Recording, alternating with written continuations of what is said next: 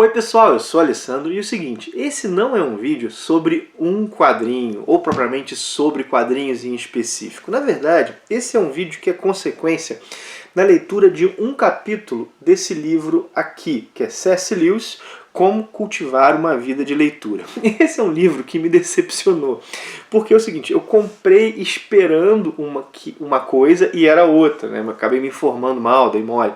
Esperava que esse livro fosse uma coletânea de artigos do C.S. Lewis sobre a experiência do leitor. Assim, ele comentou isso várias vezes na vida, mas na verdade não é uma coletânea de artigos, é uma coletânea de trechos que aparecem em diversas obras dele, inclusive artigos. Assim. Bom, o tema é o mesmo, mas acabou que a proposta é um pouquinho diferente. Mas assim, enfim, né, eu resolvi começar a ler. Ainda assim, eu gosto muito de C.S. Lewis, muito mesmo. Assim.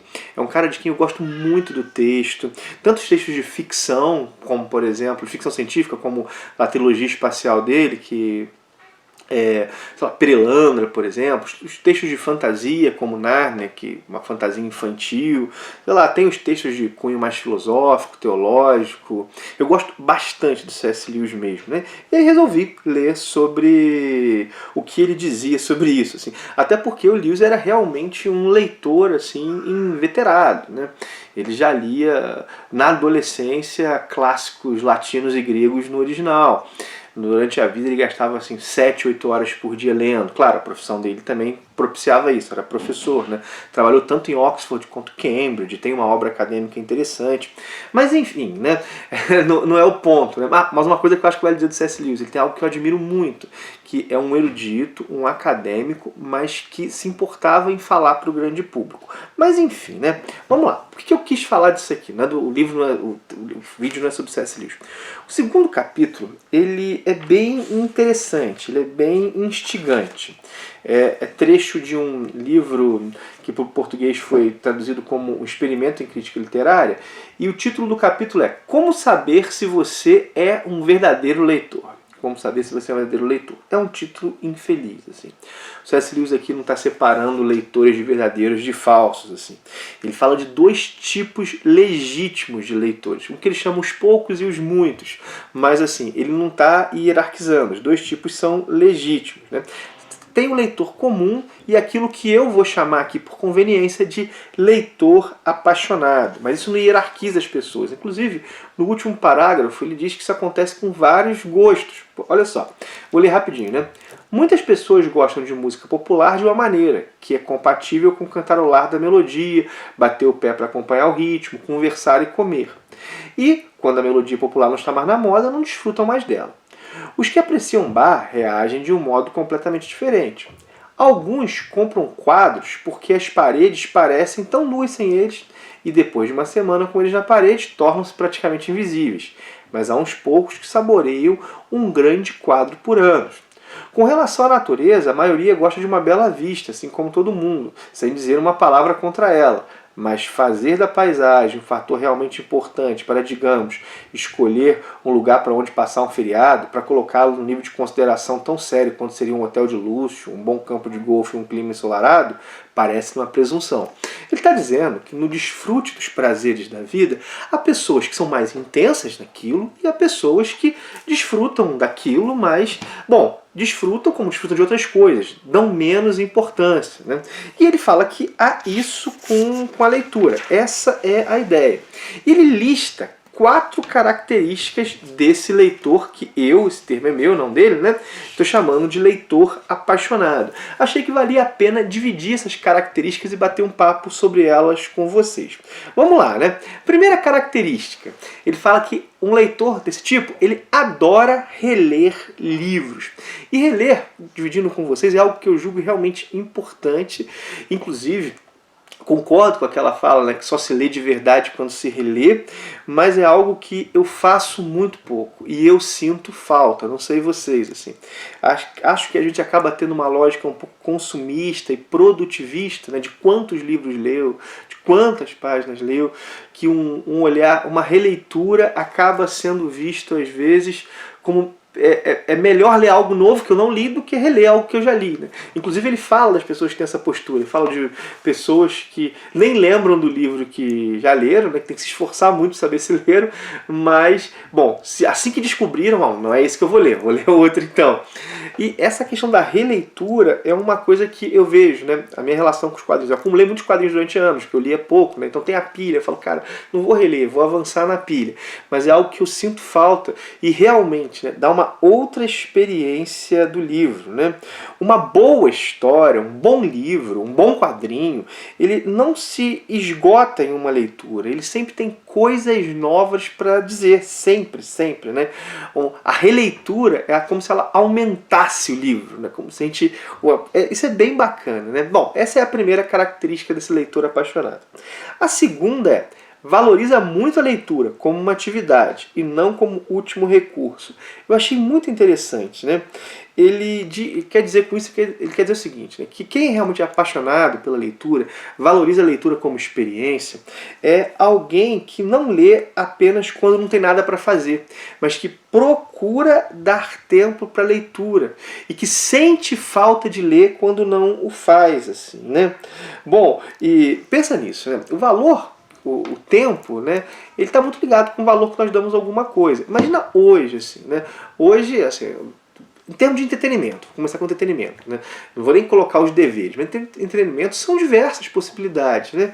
Olha lá, série, filme, videogame, ficar zapeando aí na internet, mexendo nas redes sociais, um monte de coisa de entretenimento, né? Um monte de coisas mesmo, né? E, bom, a leitura é mais um entre esses.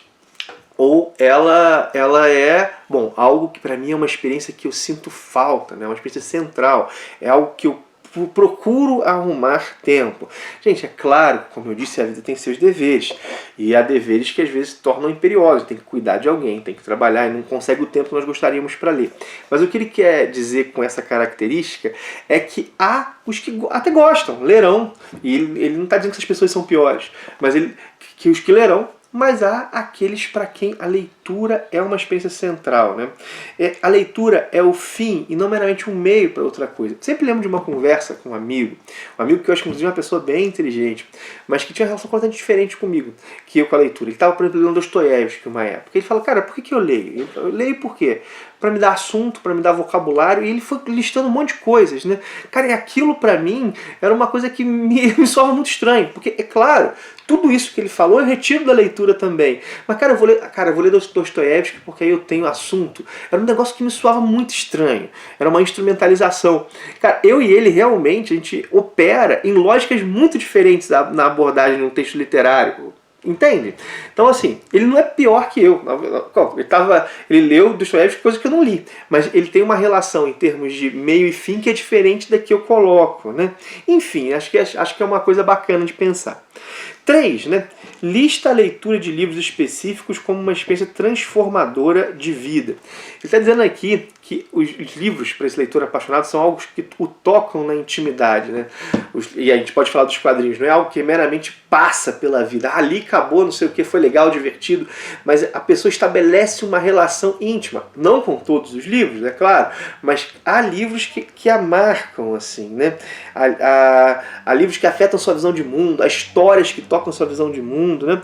Posso dizer que o próprio C.S. Lewis, para mim, é alguém assim. Eu lembro, por exemplo, agora nem do Lewis, né, do Tolkien, que foi amigo dele.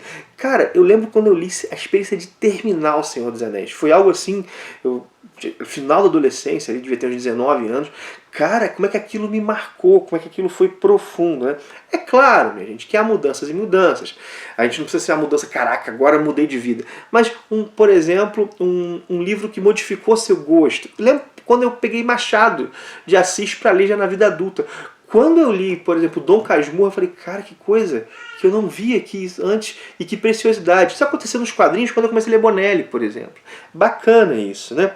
E, por último, né, a quarta característica é: reflete e recorda continuamente o que leu. A pessoa pensa naquilo que leu, está sempre pensando, conversa sobre aquilo.